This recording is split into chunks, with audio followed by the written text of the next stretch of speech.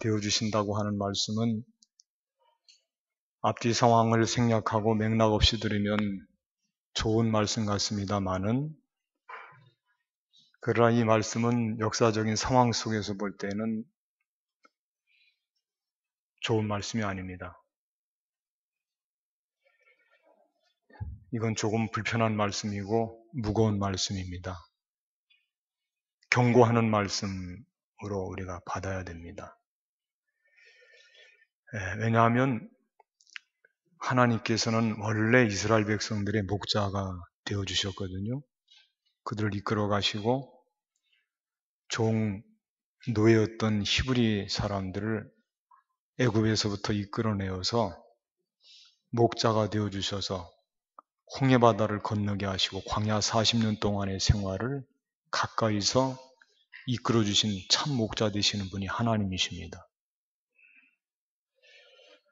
40년 동안의 모든 훈련을 마치고 마침내 가나안 땅에 도착했는데, 가나안 땅에서 하나님을 목자로 삼고 저들이 살다 보니 주변의 사람들이 사는 모습이 다릅니다. 그들에게는 왕이 있습니다. 왕이. 그 왕이 좋아 보입니다. 그래서 어느 날 하나님께 요청합니다. 하나님, 이제 더 이상 하나님이 직접 우리를 다스리지 말고 왕을 주세요, 왕을. 우리도 왕이 필요합니다. 이 말씀에 충격을 받고 당시 선지자였던 사무엘이 하나님께 하소연을 합니다. 하나님, 하나님을 백성들이 버리고자 합니다. 이것을 어떻게 하면 되겠습니까?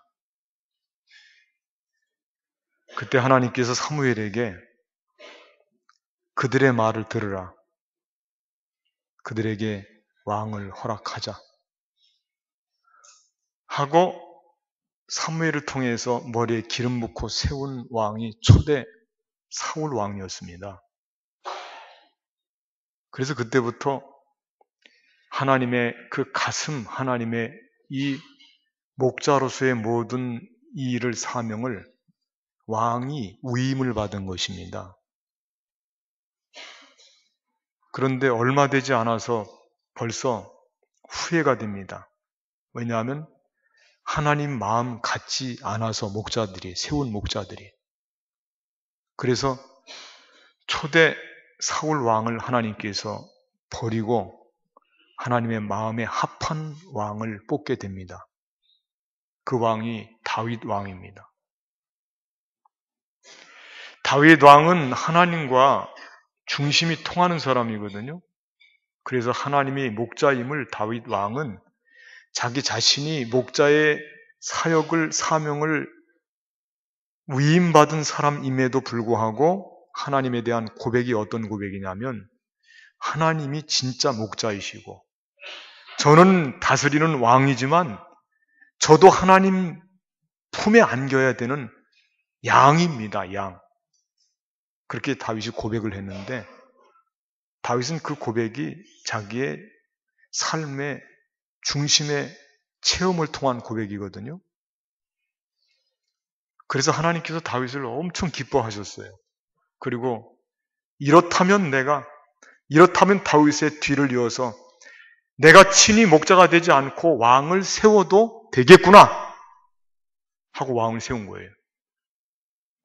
그런데 얼마 못 가서 솔로몬 이후에 이스라엘 나라가 르호보암과 여로보암이 둘로 나눠지고 남쪽은 유다가 되고 북쪽은 이스라엘이 되고 깨졌습니다. 그리고 그때부터 많은 왕들이 등단을 하는데 하나님의 마음과 같이 그런 목자 역할을 감당하는 사람들이 별로 없습니다. 모두가 사리사욕을 챙기고 자기 살려고 하고 자기 욕심 부리고 양떼들에 대해서는 별로 관심이 없습니다. 그리고 특별히 오늘 본문의 말씀의 이 맥락을 이루는 이 상황은 북쪽 이스라엘은 이미 멸망을 당했고 남쪽 유다도 지금 풍전등화입니다. 위기의 상황이거든요. 거의 이스라엘 남쪽 유다의 말기 때에, 왕조 말기 때에 있는 일이 지금 오늘 말씀의 배경을 이루고 있는 상황이거든요. 그때 하나님께서 정말 참지 못하고 하나님의 마음속에 큰 우려와 걱정거리가 되었던 이 유대 말기에 두 왕이 있었습니다. 그 하나가 여호야김이고 하나는 시드기야입니다. 이들에게는 정말 내 양을 맡길 수가 없겠구나. 하나님께서 너무 실망감이 큰 거예요. 그들에게로부터 양을 뺏고자 하는 하나님의 이 말씀이 오늘 내가 친히 내 양의 목자가 되겠다고 하는 그 말씀인 것을 우리가 생각해 보면 그냥 앞뒤 빼고 내가 친히 너희의 목자가 되겠다. 좋은 말씀 같기도 하지요. 그런데 이런 역사적인 배경을 생각할 때 이건 우리에게 주신 귀한 사명을 빼앗아 가시는 하나님의 모습을 볼 수가 있거든요. 아픈 겁니다. 경고의 말씀이에요. 여호야김의 그 죄과를 보니까 그의 아버지 요시야는 정말 훌륭한 왕이었어요. 종교 개혁을 일으켰습니다.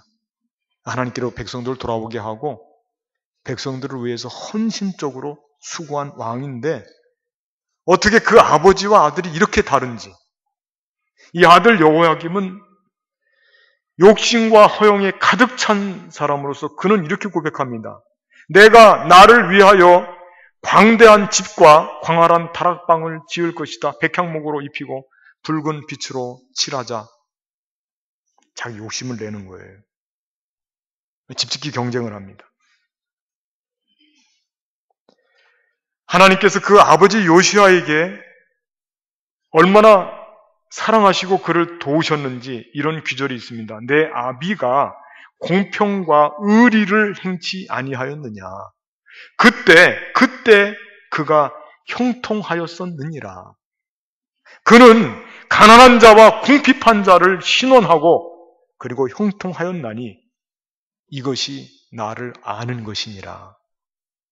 아버지에 대한 칭찬이면서 그의 아들 여호야김에 대한 꾸중이에요.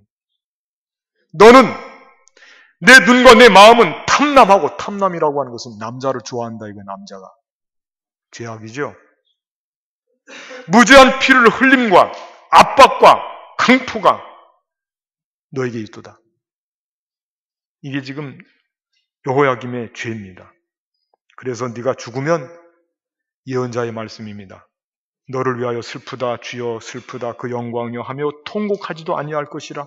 그가 끌려 예루살렘 문 밖에 던지우고 나귀같이 매장함을 당하리라. 이런 엄청난 이런 예언의 말씀이 그에게 임하게 되었어요.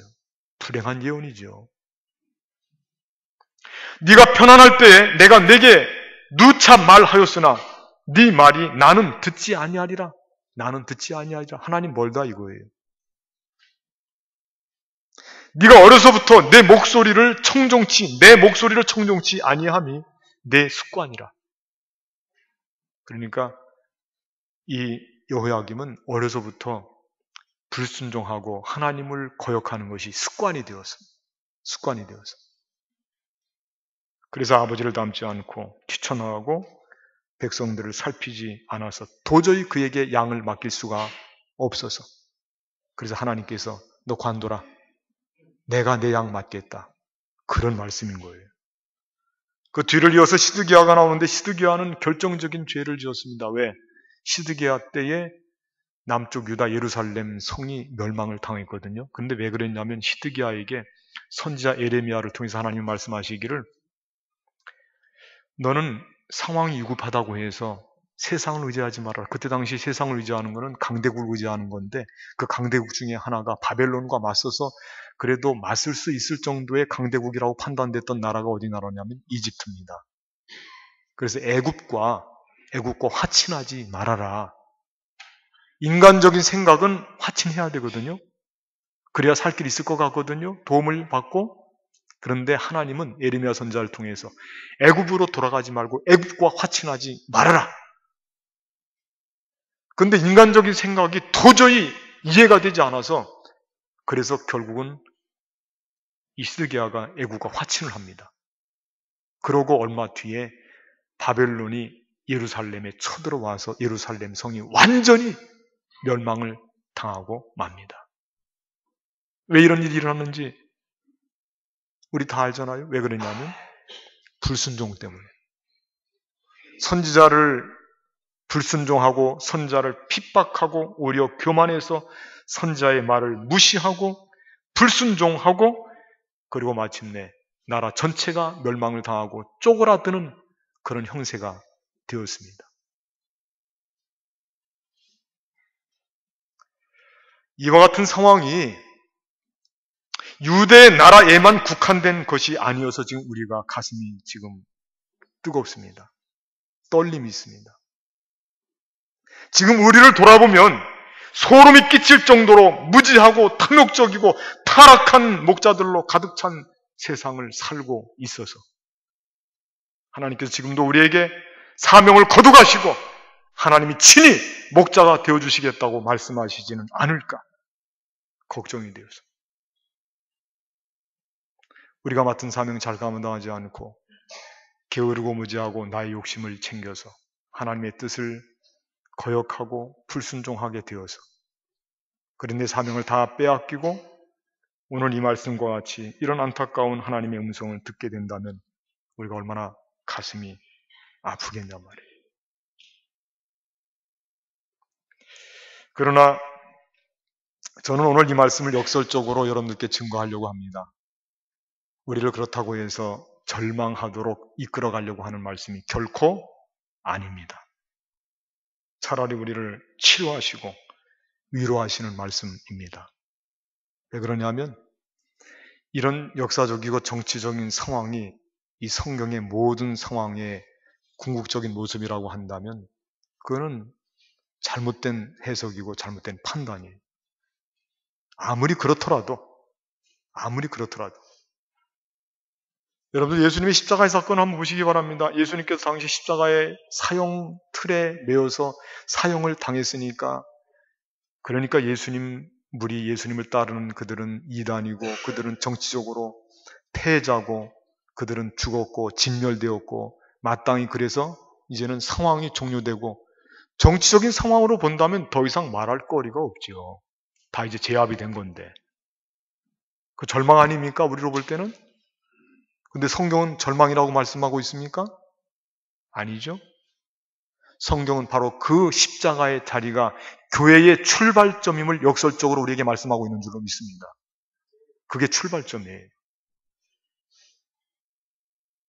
그래서 오늘 하나님께서 우리에게 내가 친히 목자가 되어 주신다고 하는 이 말씀은 우리로 하여금 새롭게 출발시키고자 하는 그런 출발점에서 우리를 격려하는 말씀으로 저는 이 말씀을 함께 은혜를 나누려고 하는 거예요. 그렇다면 하나님께서 친히 목자가 되어 주신다면 하나님은 어떤 방식으로 어떤 모습으로 우리를 목자로 양인 우리를 이끌어 주실까? 이 점에 있어서 오늘 성경 본문의 말씀을 중심으로 해서 몇 가지를 말씀을 드리려고 합니다. 하나님이 목자가 되어주시면 저를 한번 따라하겠습니다. 첫째로 본토로 데리고 가서 좋은 꼴을 먹이신다.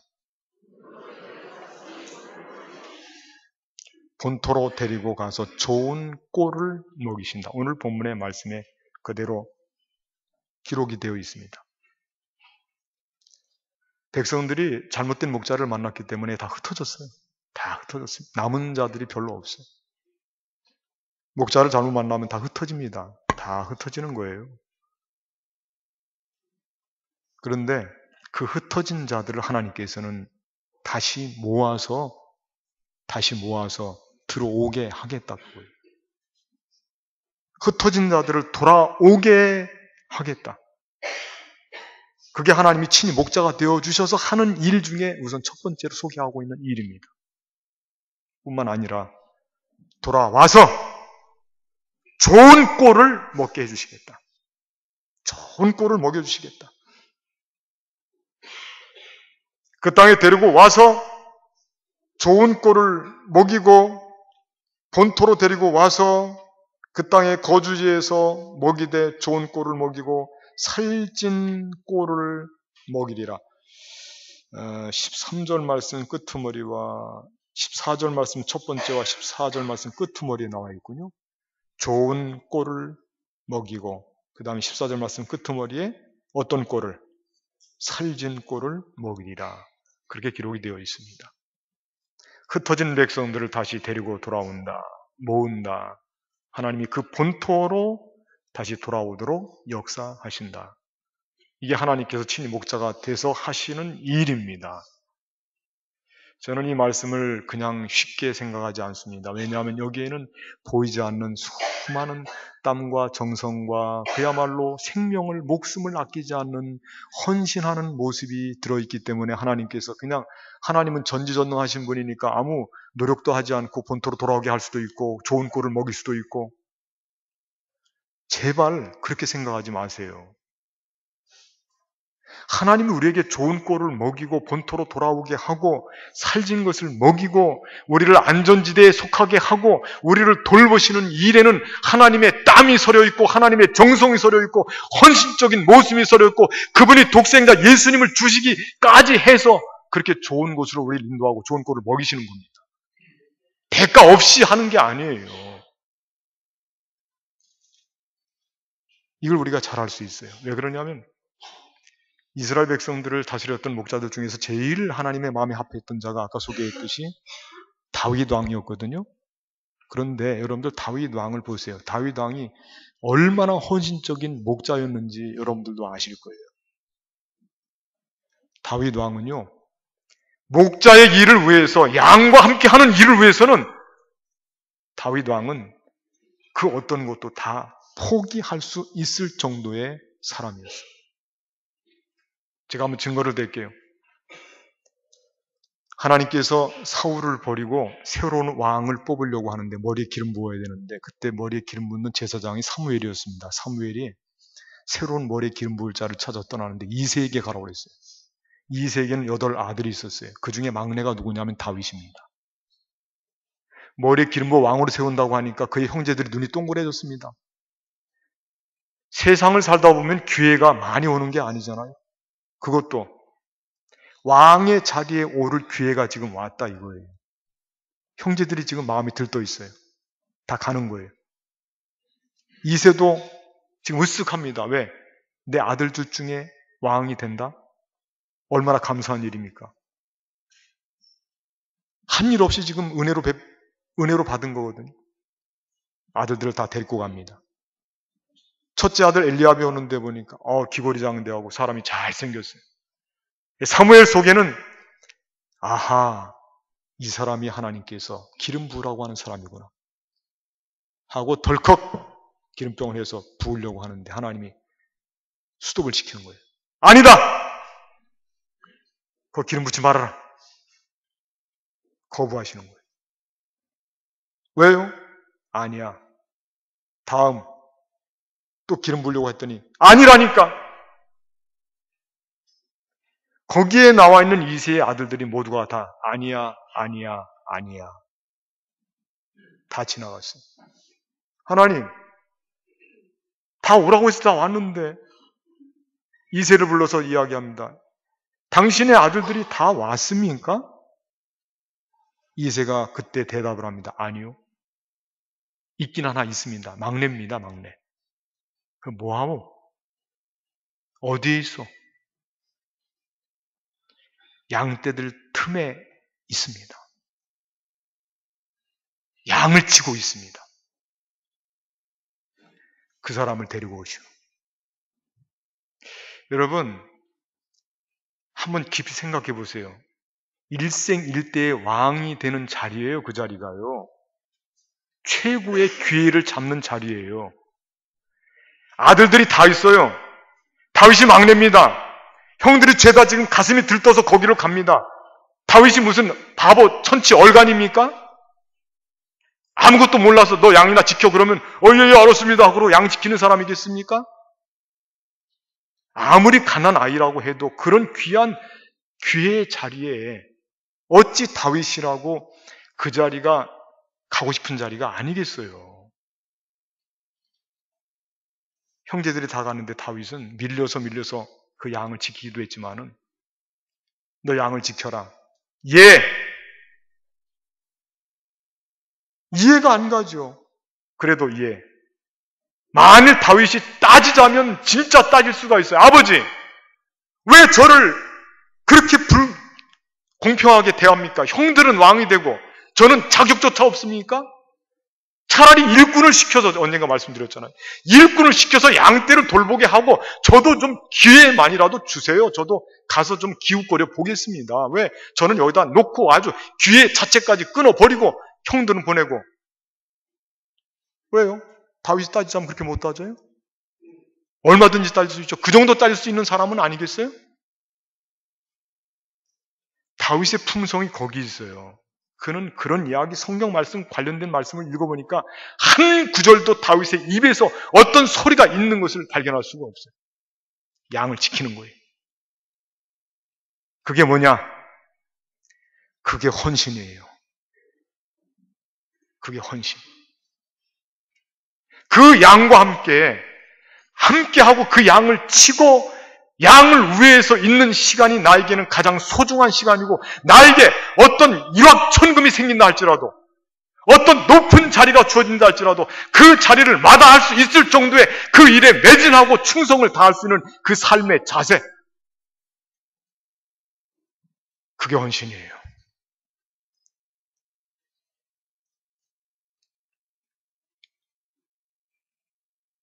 하나님 그걸 보시는 거예요.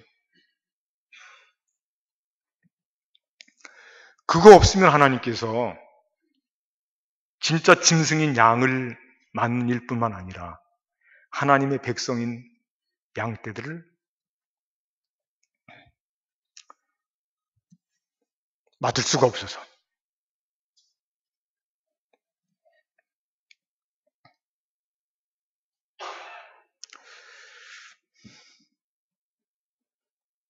여러분들, 이렇게 양틈에 있는 다윗을 하나님이 그냥 포기할까요? 포기하지 않죠. 그가 아무리 깊은 곳에 숨어 있어도 아마 형제들은 다 물릴 때까지도 의식하지 못했을 거예요. 아버지 이새도 그랬을 거예요. 왜? 아버지 이새가 낌새가 이상하면 벌써 먼저 사무엘에게 이야기하기를, 선지자님 아직 하나 있습니다, 먼저 이야기했을 거 아니에요? 그런데 사무엘이 묻기까지 멍하니 있었다고 하는 것은 당시의 사람들은 거기 가족임에도 불구하고 다윗을 잃어버린 거예요. 그리고 자기가 그 자리에 안 된 것에 대해서 안타까움만 갖고 있었을 거예요. 그게 상황이에요. 다윗은 그렇게 헌신적인 사람이었습니다. 그리고 그 양을 헌신적으로 키운 사람으로서 하나님이 그 모습을 보고, 그리고 하나님의 양을 친히 다윗의 품에 안기셨습니다. 그러니까 다윗이 잔잔한 물가 푸른 초장을 노래할 수 있는 목자가 되었고, 양떼들을 위해서 자기의 목숨을 내걸고 헌신하는 왕이 되어서 이스라엘 역사 전체에서 다윗이 지금까지도 영원히 칭송받는 왕으로 남아있지 않습니까? 왜 그랬습니까? 계산적이어서 그랬습니까? 머리 굴러서 그랬습니까? 야근 짓해서 그랬습니까? 그냥 바보같이 헌신하고 생명을 내걸고 양떼를 치기 위해서 모든 것을 걸었기 때문에 하나님은 그런 자를 찾아서 위대하게 쓰는 줄로 믿습니다. 양들을 푸른 초장 잔잔한 물가로 인도하고 흩어진 그들을 모아서 좋은 꼴을 먹인다고 하는 것이 이게 보통 일이 아니에요. 하나님이 친히 목자가 되어주신다고 하는 이 말씀은 하나님께서 그런 자를 통해서 이렇게 헌신적인 모습을 통해서, 여러분들 이 말씀을 생각하면서 우리 생활 속에서, 내가 직장에서, 내가 사회생활하면서, 내가 가정에서, 내가 교회에서 내가 얼마나 약삭빠르고 머리 굴리고 계산적이고 조금이라도 손해보는 것에 있어서는, 조금이라도 우려되는 것에 있어서는, 조금이라도 욕을 먹는 것에 있어서는 그렇게 마음을 조아리고 이리저리 다 재고 좀 미련하게 삽시다요. 미련하게 살아요. 좀 수수하게 살잔 말이에요. 손해볼 줄 알고 좀 위험도 감수할 줄 알고, 그래야 하나님이 우리를 통해서 풍성한 은혜의 강가, 푸른 초장 잔잔한 물가로 이끌어 가실 거 아니에요?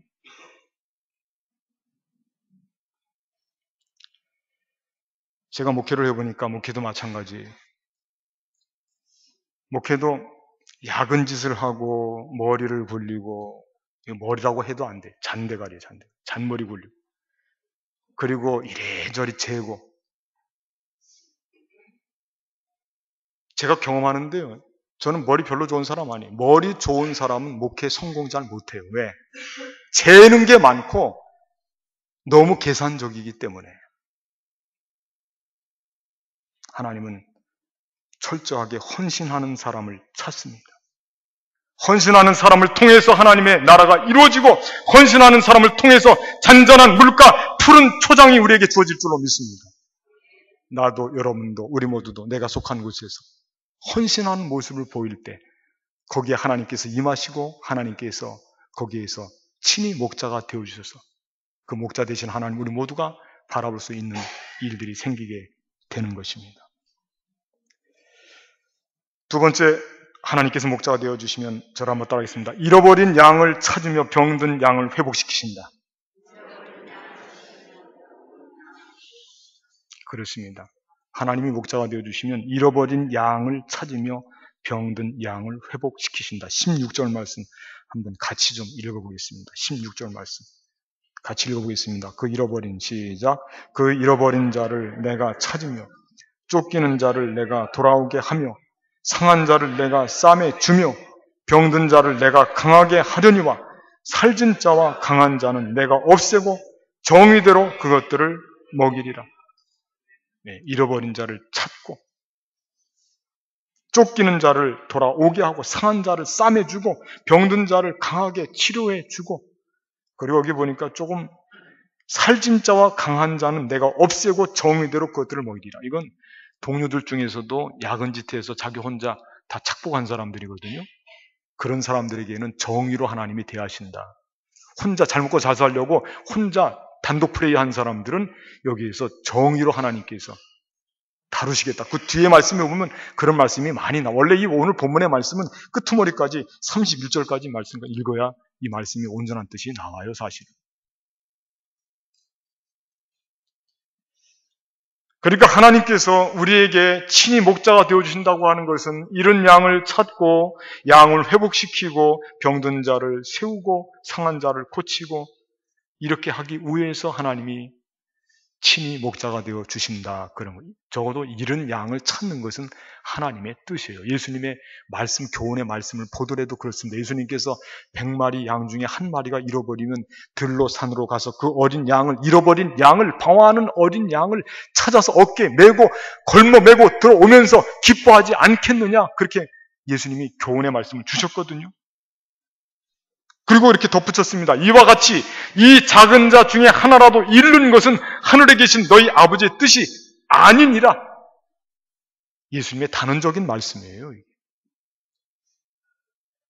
잃어버린 자를 찾아야 돼요. 그게 하나님의 뜻이고 그게 하나님이 우리의 목자가 되어주신다고 하는 것을 우리가 그대로 겸손하게 받고 순종하고 용납하는 그런 응답이에요. 잃어버린 자에 대해서 관심을 가져야 된다는 뜻입니다.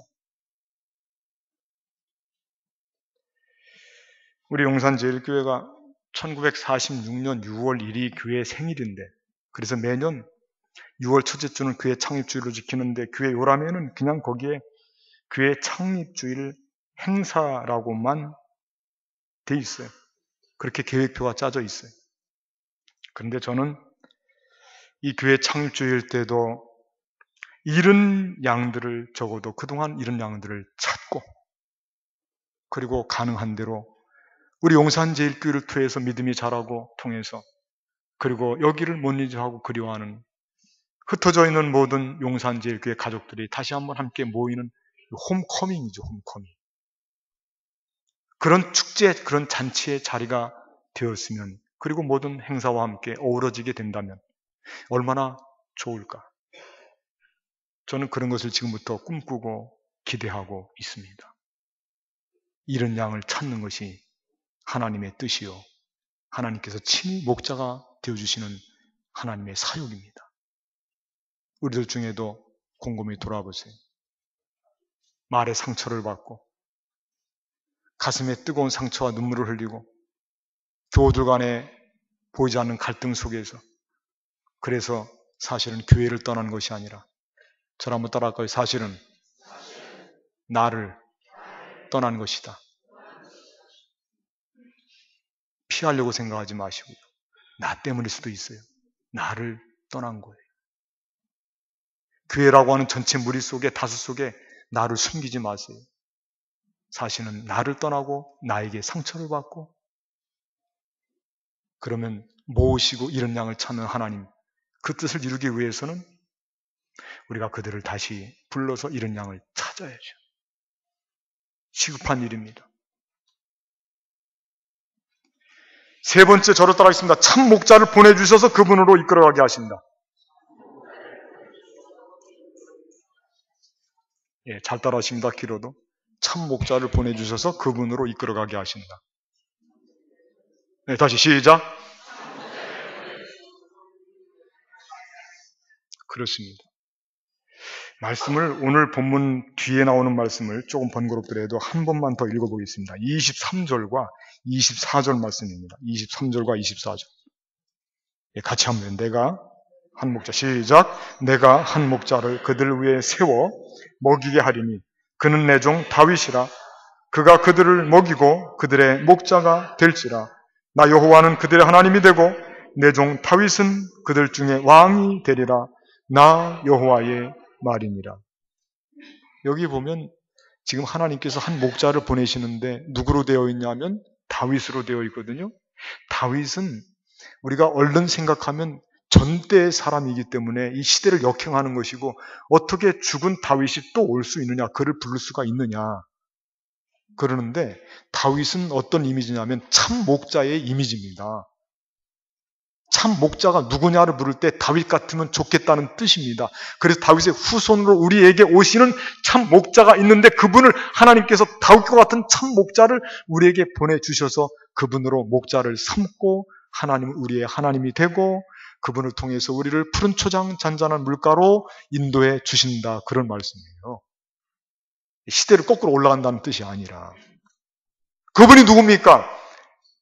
예수 그리스도, 다윗의 후손으로 오셔서 부활하셔서 사망 권세를 이기시고 우리의 참 목자가 되고 우리가 바라볼 수 있도록 하나님이 살리신 그분, 예수 그리스도, 그분을 통해서 참 목자가 되도록 하시고 우리가 그분을 바라보도록 하나님이 우리에게 참 목자를 보내주신다, 그런 말씀이에요.